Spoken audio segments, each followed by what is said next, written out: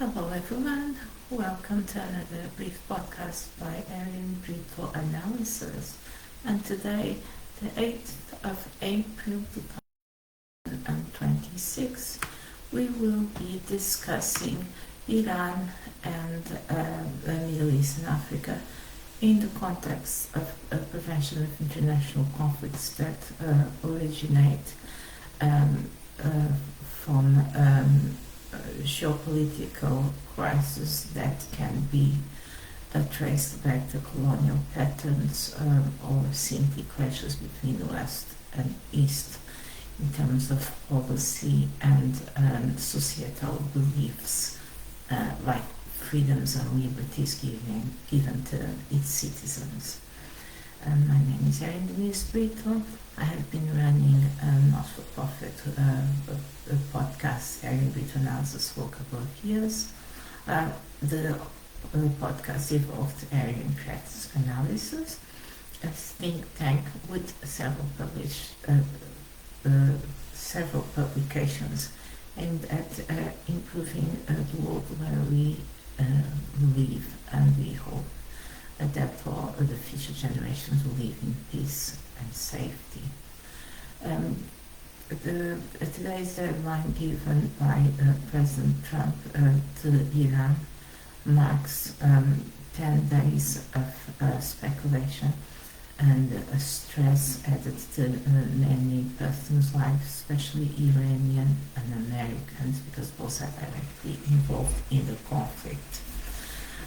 We, in the scope of Ariane Crafts analysis, have predicted these and more conflicts that might or not take place and escalate to the international level. Not surprisingly, we published books that aim at preventing conflict and offering a solution to both sides of the equation, East, West, and third parties like the South, namely the African continent.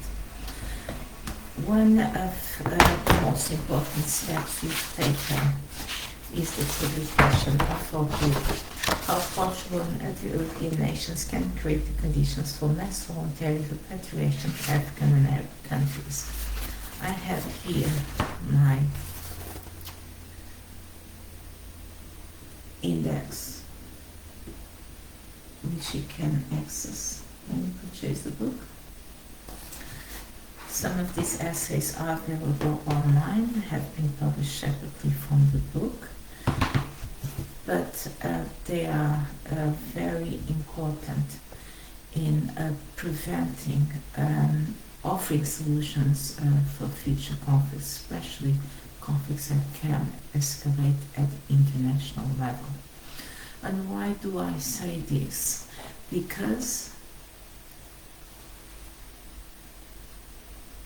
it has been nothing but consequence of lack of prevention. All the conflicts we had for the past decades have been nothing but carelessness, a lack of preventive measures by the leaders of the world. Of course, world leaders can't do anything to stop evilness all over the world, but we can work together, especially as civil society, to come with solutions that reach to the other humans that are in need and or might be better off than us, but in a few decades will be in need of preventative measures to protect them from terrorism. This is a new perspective, so we are not looking at people who commit terrorism, who are involved in ISIS, involved in Al-Qaeda, as the criminals. We will not be looking at those who join those groups in 20, 30 years' time as the criminals, but as people who were let down by the global system. And in that sense, we look at what mobilizes groups to clash in hot pocket areas. They are mobilized by greed, they might be mobilized by resentment, but what fuels them is not the hate and the geopolitical crisis. It's then the leadership having humans available to do the dirt. And because we want to prevent humans being available to do the dirt all over the world, we've presented this package.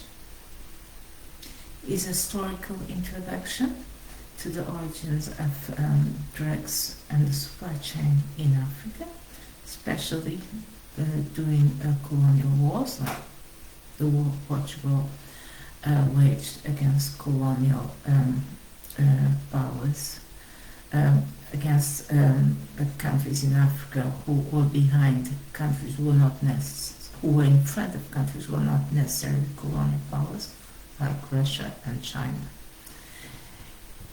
We traced the origins of the introduction of kush drug, a very strong form of cannabis, to the conflict that brought the supply chain of Ariane in Africa. It was introduced by the Portuguese soldiers.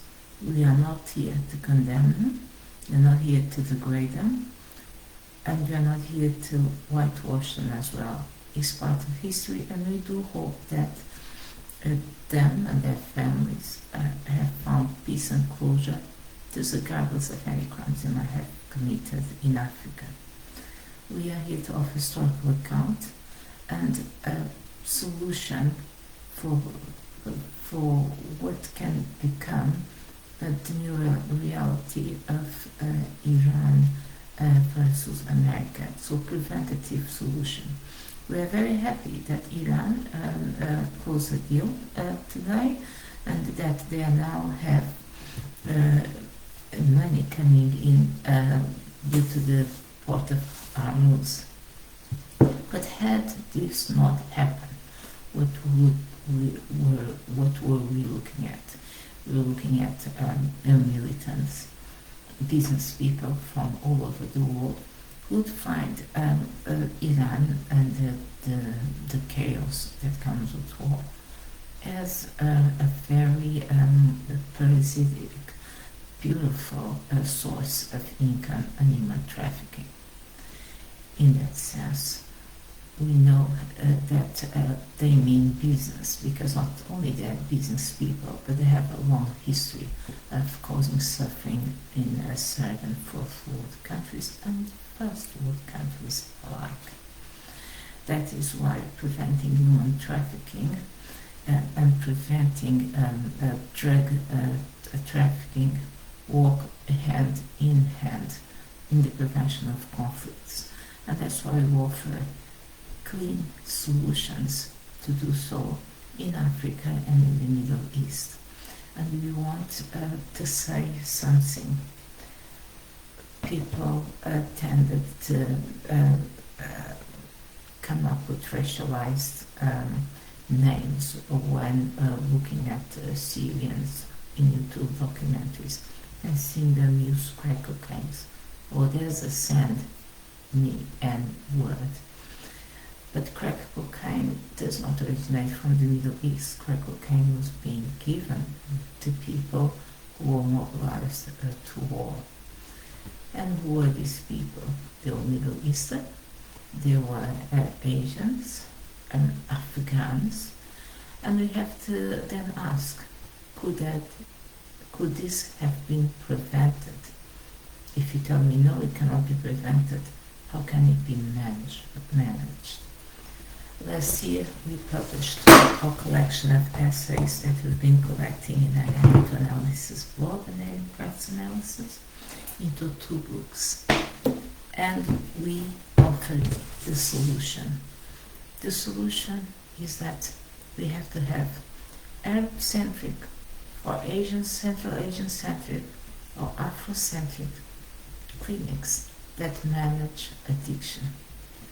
We know that the clinics that manage addiction fail greatly in the United States. However, if we have a great deal of mobilization by ISIS, Al-Qaeda and other terrorist groups, they're mobilizing men who were caught in Iran because they were Afghan refugees. They were using heroin. They were caught in the prison system.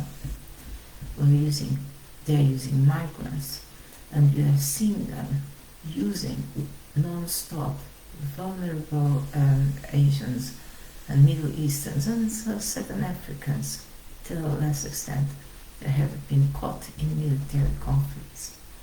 Then undoubtedly we need to offer solutions that reflect that environment, and most importantly that make sure that they can survive and thrive in that environment and they don't feel pushed out of that environment.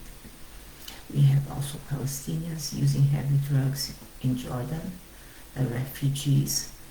And this is the community that will be more vulnerable in a few years' time. When we offered the solutions, we designed new models. We're not designing them from an institutional point of view. I'm a member of the civil society, I'm a mother, I'm a writer, and I'm someone who also is, like most people in the Middle East and Africa, without many means. And I'm on the side where we all have to have a voice, we all have to act together, and we all have to understand each other regardless of religion. And if there's an identifiable problem, such as drug production, mass production of drugs in the Middle East, in Latin America and Afghanistan, and use of those same drugs to control and mobilize populations that are vulnerable due to military conflict, then military conflict will always be a very profitable activity in the Middle East, Central Asia, and pockets of Africa. Hence why Afrocentric or Arab-centric or Central Asian-centric services should be obligatory in those countries. And hence why today I ask them, either you're an Arab in France, second generation born in France, or you're an African in Latin America or other country, if you're second, third generation, and you're a Central Asian, Afghan, Kyrgyzstan, European, and you want to have a say where your grandparents were born, and you feel that it's time to stop the conflicts, and it's time to stop these franchises of military training camps in Pakistan, in Albania, etc. Then my books are the ones for you. In this book in particular, I discuss how the supply chain, Ariane supply chain, was introduced in Africa. I discussed the origins and variants of Kush drug, cannabis drug, which is being introduced in Africa, especially in ISIS and other militants and bandits groups. And we discussed the use and the patterns of use of heroin and crack cocaine in the Middle East. They are all associated with conflict. It's an enterprise of exploring other people, of destroying other people's countries and communities, and then bringing them here to be nothing but doormats, nothing but people who are being filmed and objectified in far-right videos all over Europe. I have one essay in particular that I'm very keen of, which is titled Proposal for Renegotiating African and Arab Trade Deals, Fostering Well-being, Mitigating Brain Drain, and Enabling Repatriation. For example, today the media is jubilating over Iran and United States having found they found a middle point of agreement in this Hormuz crisis. However, nobody is talking about those children who died in Iran, those Americans who lost their lives, those Gulf Americans who lost their lives, and above all, nobody is talking about the general well-being of Iranians all over the Western world, Central Asians all over the Western world, and Africans all over the Western world. And we believe that well-being and mental health services and economic rights should be integrated in all treaties, international treaties, between all Western countries and Middle East, African and Central Asian countries, because would highly dismantle this fuel that militants and terrorist groups have used to unleash this human fuel. I'll read the introduction. This proposal outlines a transformative approach to African and Arab trade relations. So, trade is not just trade for the good of the rich. It's just not a commercial venture. It's most important, a human-centered venture. And we need to redefine with the civil society. You're not involved in politics, you're not involved with necessarily major organizations, but we are members of different civil societies. We want trade to be human-centered. Let's forget about the exploitative side, let's forget about the profit side, let's forget about the commerce and the financial mega world that is covering the Middle East, Africa and Central Asia. Let's concentrate on the human side of the equation. This will enable us then to expand the scope of provision of well-being and participation of the diaspora in their countries of origin, either Iran, either Afghanistan, either the Northern African countries, either countries that are facing severe ISIS terrorist attacks and suffering, like the Sahel region.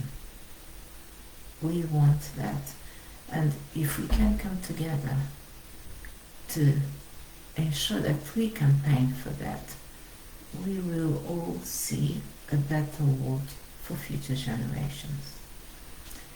Have you, for example, noticed that a quite good deal of terrorist perpetrators in France, in Paris, were brought up in France social housing? Have you noticed that we have several documentaries made by Germans and other neutral countries describing how North Africans and Arabs are involved in drug selling and drug dealing and antisocial behavior in social housing falling to pieces, once the houses of Africans, and before being the house of Central Africans, and after that became the house of North Africans, and then became someone else's house. And before that were the houses of white French working classes. The only difference is that white French working classes access to universities, go ahead and pass either because of privilege or because the system is so adapted to that. And the other classes, the other ethnicities that came and lived in the same housing context, faced the barriers or um, uh, managed to stay in the city. Hence why so many French left the Paris, because their new jobs could afford, their new well-being parameters could afford them to go to the suburbs and face 1 hour and a half driving to go to work every day and 1 hour and a half driving to go back home every day. So they choose to live out of France, out of Paris. Does it mean that Paris is being invaded by Arabs and Africans and Central Asians? Or that simply the housing needs haven't met the populations who are unable to live to the suburban areas? Unavoidably, France is being invaded. And why is it being invaded? Because there are groups of people who believe that chasing Middle Eastern, chasing Africans and Central Asians from their homes is still profitable, because they can access terror, they can access people they can enslave, people they can traffic, people they can exploit, and they can access the natural resources or use those points as a clear place to train terrorists to perpetrate human trafficking, to perpetrate transformative industries of drugs that then go to China, and from China to Mexico, and from Mexico to the United States. China is not to blame. In the 60s, in one of the essays I published, I provided historical evidence that in the 60s, Singapore was the hot pocket for drugs and chemical drugs. Fentanyl's grandmother to get in the US. So the transformative industry was in Singapore. Now it's in China. We have to ask for how long, because Chinese authorities might be catching up with these criminals. However, using human fuel to fuel conflicts in the Middle East, in Asia, Central Asia and Africa is wrong. There has to be a future solution for this problem. And I believe the future solution is in placing the human at the center of all international trade agreements. If you also believe in my campaign, buy my book, How Portugal and the Middle Easterns Can Promote Repatriation, mass voluntary repatriation of Africans and Arabs to their original country. It's that, or stay in old buildings in France, in other countries of Europe, living in ghettos, feeling the far right paradise, because they love it. They love when they see those groups in ghettos. They love when they see those groups involved in mass drug deals and bringing drugs from the Middle East and drugs from Asia. But we do not want that. And it's possible to offer Arab-centric and Afrocentric services, mental health services, and economic rights that allow communities to live in peace in their countries of origin, without being forced to lose touch with their families, lose touch with their communities, because of addictions that are taking over the Middle East, Central Asia, and certain African countries. It's possible for these young people of today and of the future to live in peace and security. And if we do not cut the human fuel, we don't have control over this. So today, fine, Iran signed the deal with the United States, but if in the near future Iran does not sign a deal, these mega businesses will be looking, this mega terrorist business will be looking at Iran territory and at whoever is most vulnerable to be predated on. And remember that there's bad people on both sides, at the institutional level and at the societal level. And there's good people in both sides. So with the good people in the societal level, and in societies that already live in the Middle East, in Asia, in Africa, we have to come together. We are working towards joining our forces with more organizations. I'll be announcing where you can meet me. I partnered with a women's organization, and I am also, I'll be present at the festival in July, and I'll be partnering with a women's organization, a South African women's organization, publicly very soon. So you can meet me, you can meet the other ladies. So far the ladies I've spoken and engaged, they're not rich people. We're talking about people who work full-time, some are nurses, some are carers, some are dentists, some are medical doctors, some are teachers, some are musicians and singers, and some just want to make a difference to the world. So you can join my mission as well. We are not getting paid for this. So if you believe that what I am saying makes sense, follow my call, email me, read the most you can in www.arianebritoanalysis.org and our new blog www.arianecrisis.org, and read my publications via Kindle. And remember, Iran signed a deal today, might not sign a new deal tomorrow. So we all have the duty to be part of a better future for the communities in Europe, the Middle East, Africa and Central Asia.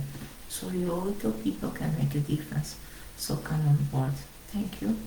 Bye. Bye bye. Have a fantastic day.